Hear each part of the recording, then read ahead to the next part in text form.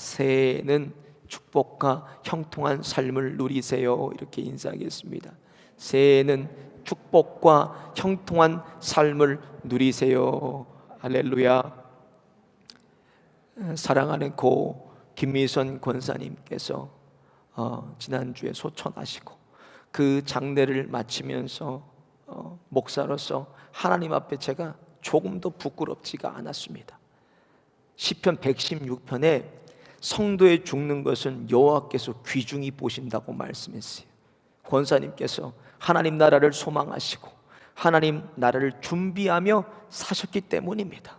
그래서 결국 기도하시다가 하나님 나라 가셨어요. 특별 새벽기도 나오시다가 돌아오셔서 쓰러지셔서 하나님께서 권사님을 데려가셨는데, 권사님 큰따님이 그런 말씀 조사 때 하시더라고요. 여러분, 언제 올지 모르는 죽음을 준비하고 살아야 된다고. 그날과 그 시는 우리가 알 수 없지만 하나님께서 도적과 같이 임하신다고 말씀했어요. 여러분, 이것이 영적 싸움이에요. 그날을 준비하며 사는 게 영적 싸움이라는 거예요. 속이는 자와 깨어있으려는 자들, 그것이 영적인 전쟁인 것입니다. 이긴 싸움을 이긴 줄도 모르고 속는 자와 깨어서 이긴 싸움을 싸우며 생명의 면류관을 받는 자. 여러분, 무엇을 이게 속인다는 거예요? 여러분들 속에 천국과 지옥을 지어버립니다. 그걸 생각하지 못하게 해요.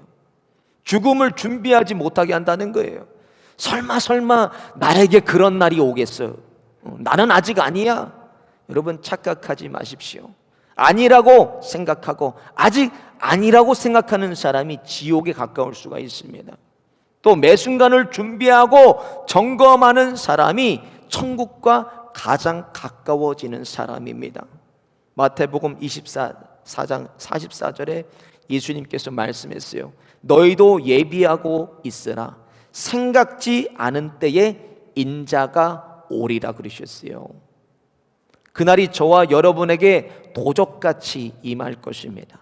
무엇을 우리가 엄중하게 준비하며 살아야 되는가? 먼저 나는 언제든지 죽을 준비가 됐는지 자신에게 물어봐야 돼요. 나는 지금이라도 죽을 준비가 되었는가? 두 번째로 내 주인이 예수 그리스도이신가 물어봐야 됩니다. 누가 내 주인인가? 세 번째로 나에게 구원의 기쁨과 감격이 있는가 물어보세요. 마지막으로 나는 과연 말씀과 기도 생활을 하고 있는가 물어봐야 돼요. 내 자신에게.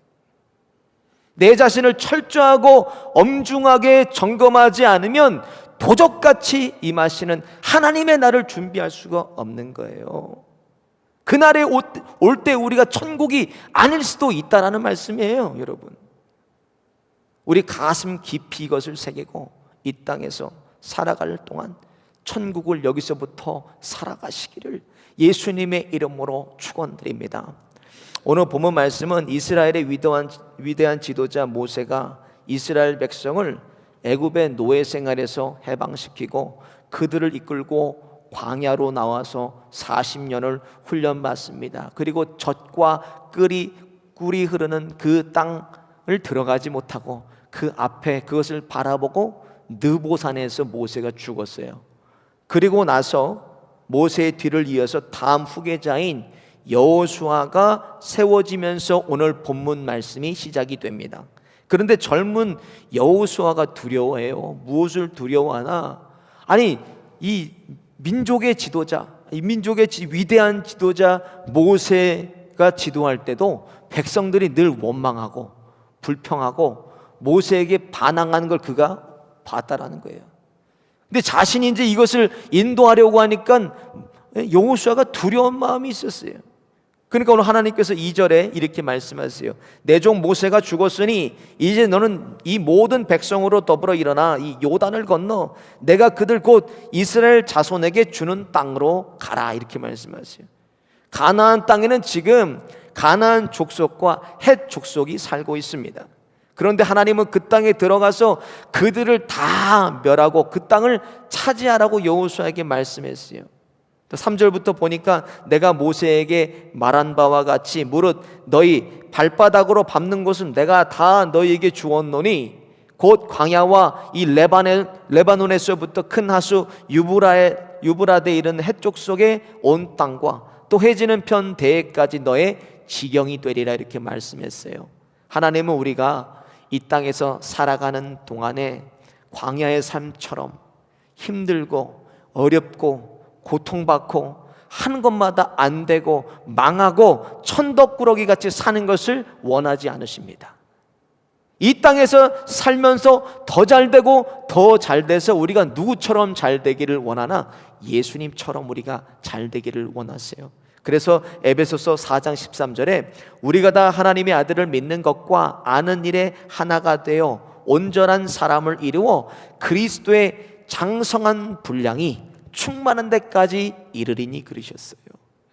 이 땅에 천국이신 예수님께서 오셔서 천국을 주신 것처럼 늘 기뻐하고 감사하고 감격하고 행복하기를 하나님은 누구보다도 원하신다는 말씀입니다. 하나님은 항상 우리가 상상하고 꿈꾸는 것 그것의 이상을 우리에게 주십니다. 에베소서 3장 18절의 말씀같이 능히 모든 성도와 함께 지식에 넘치는 그리스도의 사랑을 알아 그 넓이와 길이와 높이와 깊이가 어떠함을 깨달아 하나님의 모든 충만하신 것으로 너에게 충만하게 하시기를 구하노라 그랬어요. 예수님 믿고 죽어서 누리는 천국은 누구나 다 누려요. 믿는 사람이라면 누구나 다 누리는데 죽어서 누리는 천국 우리가 누릴 것이 아니라 무슨 말씀입니까? 이 땅에서부터 예수님으로 인하여서 천국을 우리가 누리고 맛보라는 말씀이에요. 그래서 모든 것에 영원히 잘 되기만 하면 범사가 잘 되고 강건하여지는 것입니다. 그런데 새해 첫 시간이 그래서 너무너무 우리에게 이 시간들이 중요하다는 거예요. 지금까지 하는 것마다 다 막히고 안 되고 어렵고 힘들고 망하고 내가 천덕꾸러기 같이 살았다면 지금이 우리의 일생을 완전히 바꿀 수 있는 아주 중요한 터닝 포인트입니다. 새해를 시작할 때 여러분 마찬가지예요. 옷을 단추를 잠글 때도 단추 하나를 잘못 잠그면 나중에 끝에 가면 다시 다 풀고 다시 잠궈야 됩니다. 마찬가지입니다. 새해를 시작하는 아주 중요한 이 시점에서 바르게 내가 새해를 시작한다면 연말도 우리가 바르게 마칠 수가 있는 것입니다. 시작이 반인 것처럼 이 시작이 중요한 거예요. 그럼 어떻게 새해를 축복과 형통한 삶으로 우리가 바꿀 수가 있나? 먼저 보시면 내가 하나님과 바로 연결이 돼 있어야 됩니다. 8절 보니까 율법책을 내 입에서 떠나지 말게 하여 주야로 그것을 묵상하여 그 가운데 기록한 대로 다 지켜 행하라. 그리하면 내 길이 평탄하게 될 것이라. 내가 형통하리라 그러셨어요. 율법책이 무엇입니까? 율법책은 하나님의 말씀을 얘기하는 거예요. 요한복음 1장 1절에 태초에 말씀이 계시니라. 말씀이 하나님과 함께 계셨으니 말씀이 곧 하나님이시라고 말씀했어요. 내 걸어가는 길이 축복과 형통한 삶이 되려면 내가 하나님과 바르게 연결이 되게 있어야 돼. 이게 무슨 말인가? 내가 하나님을 믿어도 바로 믿으라는 거예요. 똑바로 믿어야 됩니다. 예수를 믿어도 마찬가지예요. 예수를 믿어도 내가 똑바로 예수를 믿어야 돼요. 내가 하나님과 바르게 연결되어 있어야 됩니다. 여러분, 내가 하나님과 연결되어 있지 않는다면 뭐예요? 성령 아니면 마귀입니다. 중간 지대는 없어요. 나는 중간인 것 같아요. 여러분, 중간이 아닙니다. 그것은 성령 아니면 내가 마귀에게 속하는 거예요. 세상에 속한 것입니다. 그래서 올해는 내가 몸부림치면서 애쓰고 필사적으로 누구에게 붙어 있어요? 하나님께 붙어 있어요. 하나님께. 영적인 원리도 마찬가지. 항상 내가 이 약무리들 안에 있어야 된다. 이걸 벗어나면 안 돼요. 그러니까 베드로후서 5장 8절에 뭐예요? 두루 돌아다니며, 베드로전서 5장 8절에 두루 돌아다니며 마귀가 삼키울 자를 찾는다고 지난 시간에 말씀드렸습니다. 여기 무리 안에 우리가 있어야 돼. 약무리 안에. 약무리가 예배드리면 나도 거기 있어야 되고, 양무리가 모여서 기도하면 나도 그 자리에 있어야 된다는 거예요.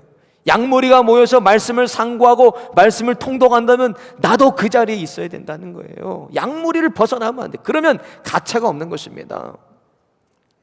요한복음 15장 5절에 나는 참 포도나무요 너희는 가지니 저가 내 안에 내가 저 안에 있으면 이 사람은 과실을 많이 맺나니 나를 떠나서는 너희가 아무것도 할 수 없음이라 그러셨어요. 아무것도 못하는 거예요. 주님 떠나서는. 우리는 가지기 때문에 나무에 붙어 있기만 하면 과실을 맺을 수 있다고 말씀하셨습니다. 과실은 내 힘과 내 능력으로 얻어지는 열매가 아니라 전적인 하나님의 은혜로 맺어지는 것입니다. 그래서 포도나무와 가지의 비유가 우리에게 주는 교훈이 무엇인가? 하나님께 가지 내가 그냥 붙어 있기만 하면 나무에 의해서 전적인 은혜를 내가 다 공급받는다는 거예요. 세계적으로 뛰어난 사람이나 뛰어난 민족이나 나라를 봐도 사람의 노력으로 되는 게 아닙니다. 사람이 노력해서는 어느 정도로 잘 되고 어느 정도는 잘 살 수 있어요. 그러나 하나님께서 하시면 우리가 모든 것을 다 누리고 살게 하십니다. 그래서 능력과 노력과 실력을 다 초월하는 게 무엇인가? 하나님의 은혜입니다. 예수님의 제자들도 어떤 능력이 돼서 어떤 실력 갖춰서 무슨 노력으로 제자된 것이 아닙니다.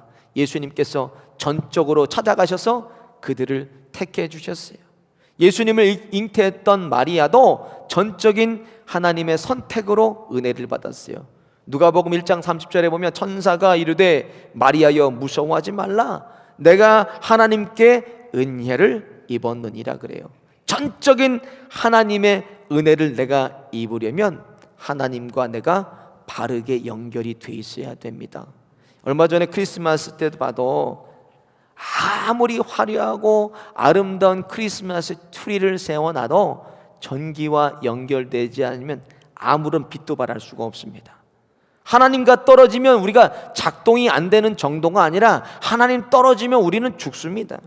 새해는 하나님과 내가 바르게 연결되어서 좋은 관계를 가지고 영혼이 잘 되고 범사가 잘 되고 강건해지는 저와 여러분 되시기를 예수님의 이름으로 축원드립니다.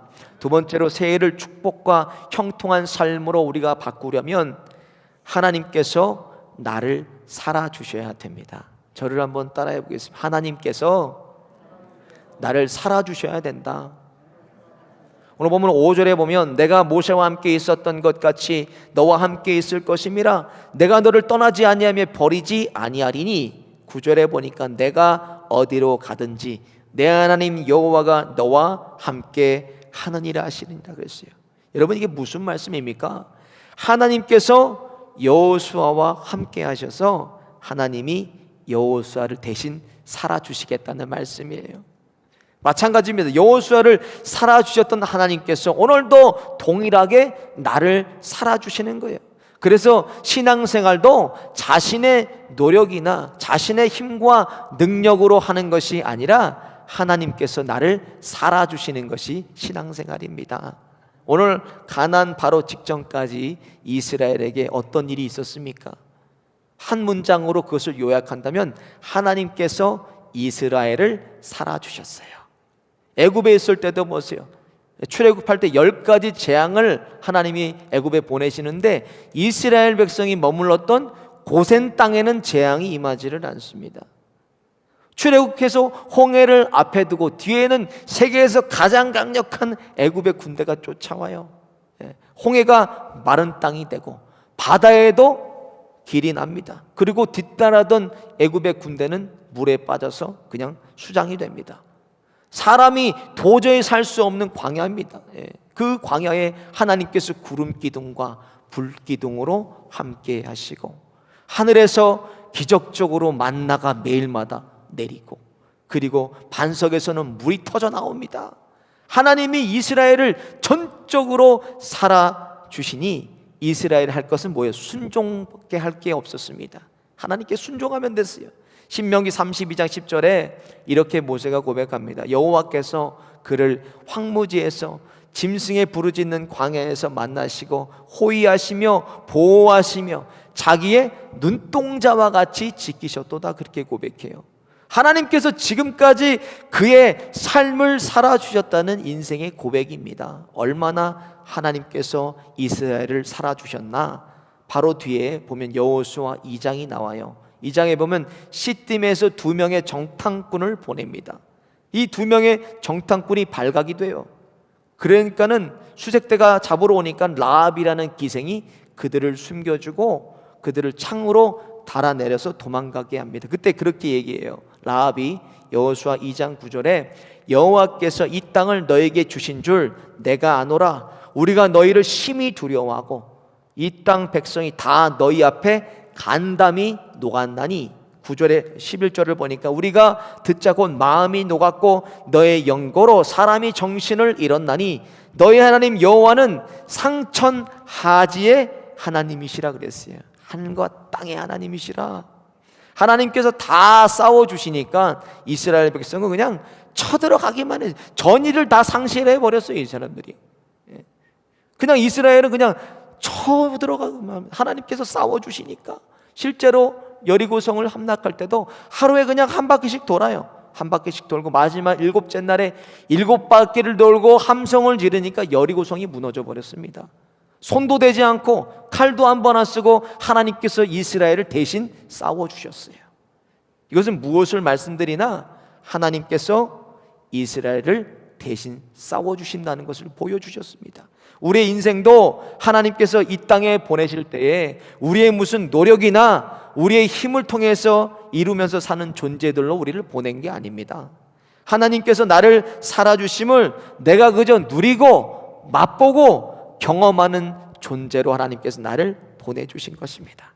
그런데 자신은 내가 뭔가 한 것 같고 내가 뭔가를 이룬 것 같다고 우리는 늘 착각하면서 살고 있어요. 그러니까 하나님이 나를 살아주신다는 것이 무슨 뜻인지 무슨 의미인지를 우리가 알지 못하고 살아가는 것입니다.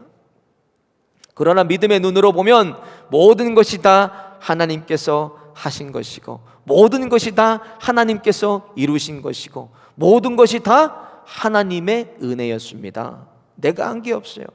사도행전 17장에 바울이 우상들이 가득한 아덴에서 이렇게 설교합니다.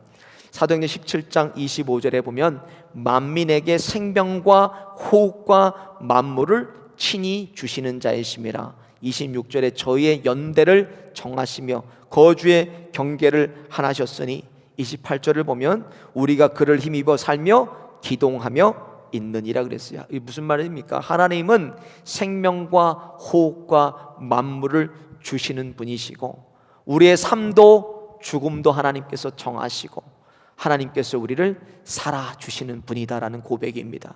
하나님께서 내게 어떤 생각이 떠오르게 하셨어요. 그런데 우리 뭐라 그래요? 내가 이런 생각이 떠올랐다고. 하나님께서 내게 어떤 마음을 주셨어요. 근데 우리 뭐라 그래요? 내가 갑자기 이런 마음이 들었다고. 하나님께서 내게 어떤 일을 하게 하셔서 좋은 결과를 우리가 얻었어요. 그럼 뭐라 그럽니까? 내가 이런 일을 하려고 했더니 이렇게 좋은 결과가 왔다고. 하나님은요 나를 위해서 쉬지도 주무시지도 않고 나를 살아주시는데 내가 그것을 인정하지 않으니까 당연히 모든 영광을 누가 가로채? 내가 가로채는 것입니다. 그런데 하나님께서 나를 위해서 일하시겠어요? 내가 영광을 다 가로채는데 하나님은 하나님이 받으실 영광을 절대 남에게 양보하지는 않으세요. 나를 위해 살아주시고 싶으셔도 하나님이 일하시고 싶으셔도 내가 그것을 날마다 고백하지 않고 알지 못해요. 그러니까 순간순간마다 뭐예요? 하나님이 나를 살아주시면 우리가 시인하고 고백하고 말할 때 하나님께서 나를 전적으로 살아주시는 것입니다.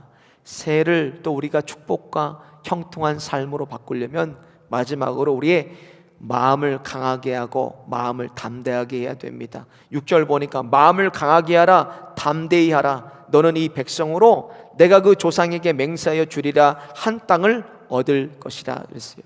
사람의 마음은요 이 행동의 근원이 되는 것이 무엇인가? 마음에서 다 나옵니다. 마음에 따라서 우리의 삶도 좌우가 됩니다. 마음이 바른 사람이 바른 삶을 살아가고, 마음이 비뚤어진 사람이 비뚤어진 인생을 살아갑니다. 마음이 닫힌 사람이 닫힌 인생을 살아가고, 마음이 밝은 사람이 밝은 인생을 살아갑니다. 그리고 마음이 깨끗한 사람이 깨끗한 인생을 살아가는 거예요. 하루를 살면서 좋은 마음을 가지는 시간이 많은 만큼 좋은 하루가 됩니다. 여러분 한번 생각해 보세요. 매일 불평, 불만, 원망, 시기, 질투, 다툼, 이간, 속이는 마음을 가지는 그런 시간이 많을수록 그런 하루가 여러분에게 됩니다. 마찬가지예요. 새해를 시작하면서 좋은 마음 가지고 좋은 말하고 좋은 행동을 하면 좋은 해가 될 수가 있습니다. 그래서 잠언서 4장 23절에 무릇 지킬 만한 것보다 너의 마음을 지키라. 생명의 근원이 여기서 난다 그랬어요. 마음에서 난다 그랬습니다. 그러니까 하나님도 사람을 변화시키실 때 가장 먼저 무엇을 변화시키나? 사람의 마음을 변화시키십니다. 그래서 에스겔서 36장 26절에 또 새 영을 너희 속에 두고 새 마음을 너희에 주되 너희 육신에서 굳은 마음을 제하고 부드러운 마음을 줄 것이며, 이렇게 기록이 되어 있어요. 이 세상에서 잘 되고 잘 사는, 누리면서 사는 사람들은 한결같이 마음을 강하게 하고 마음을 담대하는 사람들이었습니다. 마음이 약하고 우유부단한 사람은 뭘 해도 잘 안 되고 성공할 수가 없습니다. 오늘 본문의 여호수아도 마찬가지예요. 모든 민족을 모세가 이끌어 갈 때 모세가 이끄는데도 원망하고 불평하고 모세에게 백성들이 반항했습니다. 그것을 어린 여호수아가 보고 자신이 두려웠던 거예요. 그 여호수아에게 하나님께서 3번이나 계속 반복하시는 말씀이 뭡니까? 마음을 강하게 하고 담대히 하라. 두려워하면 놀라지 말라. 내가 어디로 가든지 내 하나님 여호와가 너와 함께 한다. 이렇게 말씀하셨어요. 우리 마음에 두려운 마음과 불안한 마음이 들 때 여러분 계속 그 길 가시면 안 됩니다. 그것을 떨쳐버리고 가야 돼요. 그것을 물리치고 그것을 대적하고 가야 됩니다. 사람이 질병에 걸리는 것도 불안과 공포와 두려운 마음을 가지고 그대로 살아가면 인체의 신진대사가 약해져서 병이 오게 됩니다. 프랑스의 벤사이드란 의사가 진찰이라는 책을 썼어요. 그 중에 진찰을 받은 12사람에 대한 얘기를 썼습니다. 그중 3사람만이 12사람 중 3사람만이 당뇨, 결핵, 신부전증, 분명한 질병의 원인이 있었고 나머지 9명은 의학적으로 병을 규명할 수가 없어요. 이 질환이 바로 무엇인가? 신경질환이었다는 거예요. 이런 사람에게 약을 처방해 줍니다. 근데 그 약을 처방해 줘도 이것을 증상을 치료할 수가 없는 거예요. 다만 내가 그냥 약을 먹었으니까 그냥 좋아지겠지라고 생각함으로 효과를 보는 거지 근본적인 것을 고칠 수가 없고 치유할 수가 없습니다. 육체가 병이 들었다면 약을 투여하든지 수술하면은 치료할 수 있어요. 근데 마음이 약해져서 마음으로 인해서 생기는 병이기 때문에 마음에 약을 투여하거나 수술할 수가 없는 거예요. 그래서 마음을 강하게 하고 담대히 하라고 이것을 누구에게 주신 말씀인가? 우리 스스로가 이 말씀대로 살아야 되는 거예요. 마음을 깨끗이 본인이 하지 않으면, 마음을 강하고 담대히 하지 않으면 안 되는 거야. 그래서 아무도 내 마음을 고쳐주고 치료해 줄 사람은 없습니다. 내 스스로가 내 마음을 잘 다스려야 돼요. 마음을 강하게 하고 담대히 하는데 이것이 억지로 되는가? 그래서 하나님께서 뭐라고 말씀하시는 오늘 본문에 내 하나님 여호와가 너와 함께 한다고 말씀했어요. 예수님께서 염려하고 걱정하는 제자들에게 이렇게 말씀하십니다. 요한복음 14장 1절에 너희는 마음에 근심하지 말라. 하나님을 믿으니 또 나를 믿으라 그러셨어요. 내가 하나님을 하나님답게 믿는다면 가장 먼저 내 마음속에 사라지는 게 뭐예요? 두려움이 없어집니다. 하나님이 나와 함께 하시면 내가 마음에 두려운 마음이 없어져요. 그 여호수아도 늘 모세 옆에서 그것을 본 거예요. 모세가 하나님을 어떻게 믿었는지. 출애굽기 14장 13절에 보면 홍해 앞에서 모세가 이렇게 고백합니다. 모세가 백성에게 이르되 너희는 두려워 말고 가만히 서서 여호와께서 오늘날 너희를 위하여 행하시는 구원을 보라. 너희가 오늘 본 애굽의 사람들은 또다시 영원히 보지 못하리라 그랬어요. 모세에게 믿음의 눈이 열리니까 그를 위해서 앞서 싸우시는 하나님을 그가 보게 됩니다. 그리고 이스라엘 자손에게도 계속 앞으로 나아가라고 모세가 얘기해요. 세상의 어떤 환난과 고난과 핍박과 위협과 칼이 나를 애워 둘러싸도 그 무엇으로도 우리를 끊을 수 없는 게 무언가? 예수 그리스도의 사랑입니다. 새해에는 나와 함께 하셔서 나를 살아주시는 하나님을 내가 전적으로 의지하고 우리 마음을 강하게 하고 담대하게 해서 믿음으로 전진하시는 저와 여러분 되시기를 예수님의 이름으로 축원드립니다.